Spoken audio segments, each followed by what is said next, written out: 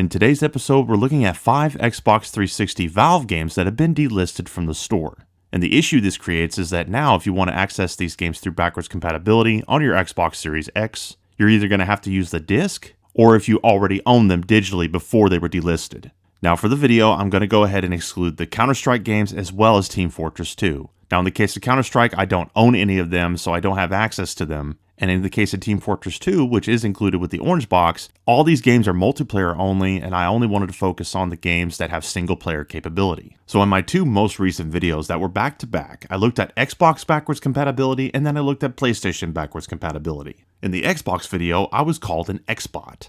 In the PlayStation video, I was called a Sony pony. I think I deserve a promotion. Henceforth, you shall be known as X-Sony Bot Pony. Thank you, Master. Rise, my friend. Now, all joking aside, if you're looking for team this or team that and console wars, this and that, guess what? You're not going to find it because I don't care. I go where the games are, I have all the consoles, I play everything. And the primary thing I focus on the channel across the board is just retro and nostalgia, and that does include the last generation, which goes all the way back to 2012 with the launch of the Wii U.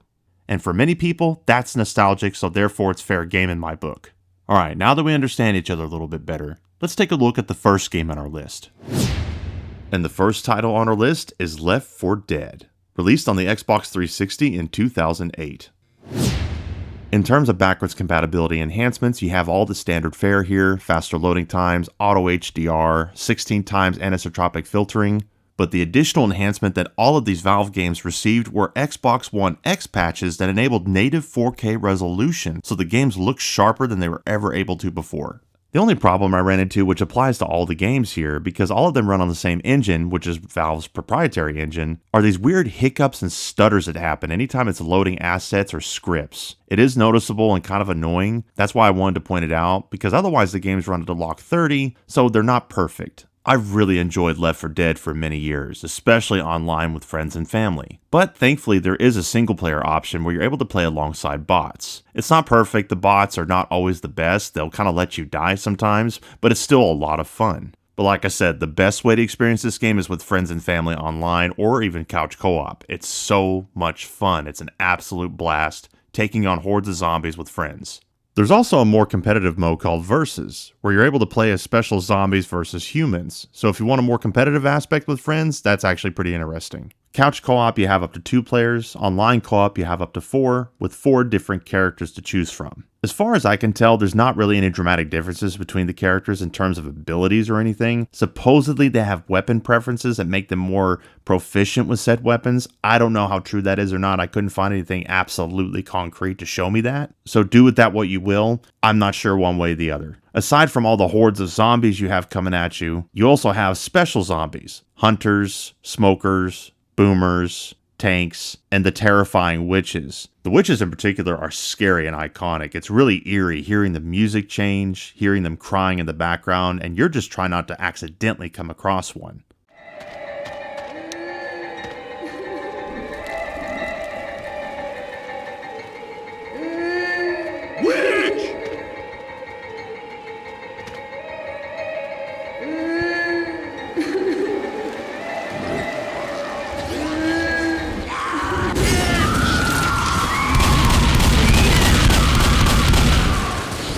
Yeah, they're very scary. The graphics hold up really well with great lighting effects. Like I said, the sound design is fantastic. Lots of weapons to choose from. Fully automatic, shotguns, pistols, grenades that attract zombies so they're great for crowd control, Molotov cocktails to help burn the harder to kill enemies, all sorts of equipment to help you survive. But at the heart of everything is the AI director. So pretty much the AI in the game directs the game to adjust itself to whatever is going on. Let's say you're taking too long in an area, well here comes a fresh horde of zombies to ruffle your feathers. The game doesn't allow you to stay stagnant. If you have enough supplies, you might not find very many around. If you need supplies, they might have some show up, it's random. So the AI director keeps you on your toes and keeps the tension high at all times. You can never feel truly relaxed, which is really cool. So you really do have to work together to survive this. At the end of every mission, you make it into the safe room. If you show up first, you gotta hold the fort and wait for your other teammates to either die or show up so you can close the door to end the level.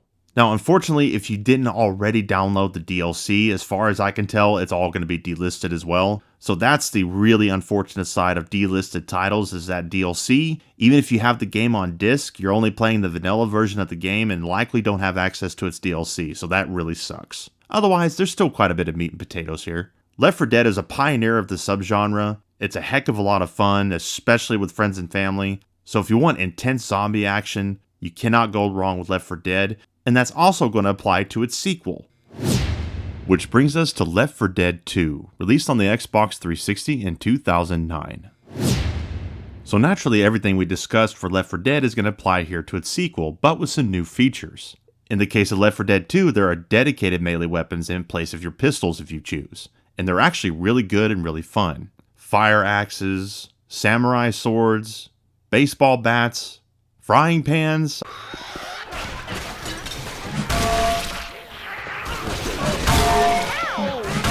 all sorts of stuff you're able to use, and it's really great, with awesome sound effects to boot, so the sound design here is just as good as ever. Considering this is only a year later, the graphics have improved quite a bit. But I have to be honest, as much as I really like the second one, it's an absolute blast to play with everybody, just like the first one, but there's just certain minor things about the first one that I liked a little bit better. I liked the pistols a little bit better in the first game, and I think the witches were more effective. Although I am talking about the standard dual pistols, the Desert Eagle on the other hand is probably my favorite. The way the witches look and sound in the second one are not as scary as the first one in my opinion. There's just things about the first one I like a little bit better. I'm not making a definitive statement, it's just preference. Many people probably prefer the second one, and I do not blame them, it's an amazing game. Just like in the first game, but now called AI Director 2.0, so what you got from the first one, there's just as much of that or more here. Same setup here, 2 players couch co-op, 4 players online. There's a survival mode, there's the standard campaign modes, you can play solo with bots, all the same features you would expect. Once again, the game's DLC is delisted, so unfortunately if you didn't purchase it, which in my case there's a lot of it I didn't, you're not able to purchase it now, and that's very unfortunate. So pretty much if you don't own any of the DLC already and you really want to experience the DLC, you're probably going to have to play it on Steam. So with more weapons, more chaos, a new set of characters, new additions to the special zombies such as the Charger, the Jockey, and the Spitter. Even better graphics. There's just more Left 4 Dead to enjoy in Left 4 Dead 2, so if you love the first game, you're undoubtedly going to enjoy the second one. It's just more to enjoy, so you should check out Left 4 Dead. Next up is Portal, released in the Orange Box compilation in 2007 on the Xbox 360, and then released as a standalone Portal Still Alive in 2008 on Xbox Live Arcade.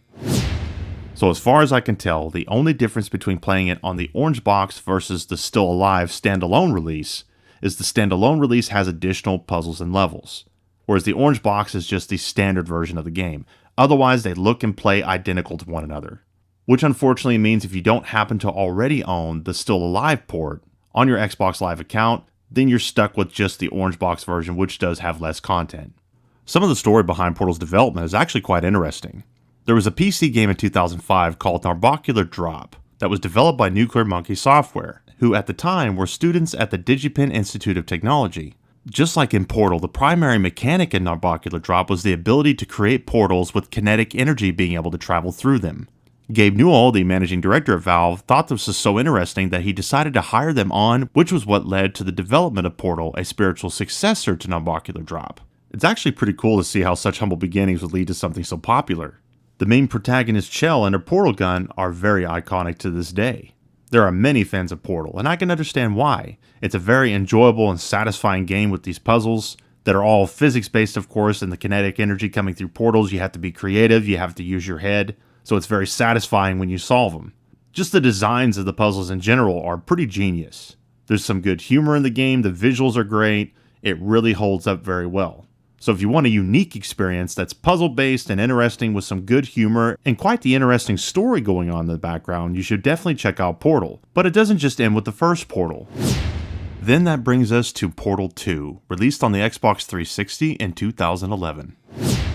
To put it simply, Portal 2 is the first game turned up to 11. It's pretty amazing what they achieved here. This being the later iteration of Source Engine, it really does make you wonder what a Half-Life 3 could have looked like even within the same engine. The lighting, physics, textures and particle effects, it really does look pretty outstanding. It really is too bad that none of these Valve games are in 60 FPS because it would be pretty awesome.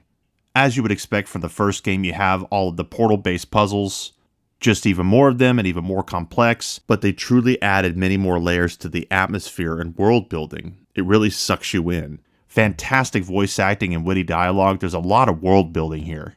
As much as the first one was a smaller game, they really wanted to up the ante and make this more of a full game. And they achieved that quite well. I really don't want to show too much here because the secrets of the puzzles and the story, there's some really cool stuff here, so you really need to check this out after playing the first one, because the first one's really not all that long, so it won't take much to get to this point. So the Portal games, I can't recommend them enough. You should definitely check them out if you've never gotten around to them. And before we get to our last title, don't forget to like, subscribe, and please comment on the video. I read every single comment. And finally, we have Half-Life 2, originally released for the PC in 2004, then re-released through the Orange Box on Xbox 360 in 2007. Also included on Orange Box are Half-Life 2 Episode 1 and Episode 2. I don't want to get into these in the video because they're too spoilery. I really try to keep my videos spoiler-free in case someone hasn't played the game. All you need to know is that they're fantastic, they just continue the story, and they're the closest things to Half-Life 3 as well as that Alex VR game that we have. Otherwise, we're just going to focus on the base game here. Without question, Half-Life 2 is one of the greatest games ever made. Some say it's the greatest game ever made. I don't say that, but there is an argument for it. It's a really awesome game. The visuals hold up really well, the atmosphere, the lighting, the detail, the sound. It's really phenomenal. There's so much with this game that if you've never played it, I don't want to spoil too much here. You really need to play it. It is an absolute classic. Thankfully, Orange Box is not a particularly expensive game yet. $30 or less, so if you want to get a hold of it, now's the time to do it. I actually wouldn't mind looking at Half-Life 2 running on the original Xbox for the channel, as well as the PlayStation 3 port of the Orange Box. And what makes that version interesting is that Gabe Newell was known for hating the PlayStation 3, he preferred the Xbox 360, and Valve ported the Orange Box on 360 themselves. The PlayStation 3 version, on the other hand, was ported by EA since Valve refused to do it. So it would be really interesting to take a look at both and see how different they are. So if you want me to do that in a future video, let me know in the comments. I just might get around to it. The first time I ever played Half-Life 2 was when it first came out on the original Xbox. Blew my mind, absolutely loved it. Then I got the Orange Box on my 360, relived it again that way, and now with it having this 1X patch that gives it 4K resolution, it really is fantastic here. The physics, the gunplay, the atmosphere and story. Half-Life 2 is such a masterclass at the first-person shooter genre, that's why it's so maddening and bewildering that they've never gotten around to a Half-Life 3. And everybody of course agrees because, well, to this day, we're still waiting. But until then, on consoles, this is the best way to experience Half-Life 2 by far. If you've never played Half-Life 2 before and you don't want to mess with PC, this is the best way to do it. So that was 5 delisted Valve games on Xbox. I wish they would bring these games back around in some sort of way. Probably not because they want you to come to Steam to play them. I understand that, but still, it would be nice. Go ahead and check out my other videos talking about Xbox Series X backwards compatibility. Please don't forget to like and subscribe. Thanks for watching. God bless. We'll catch you later.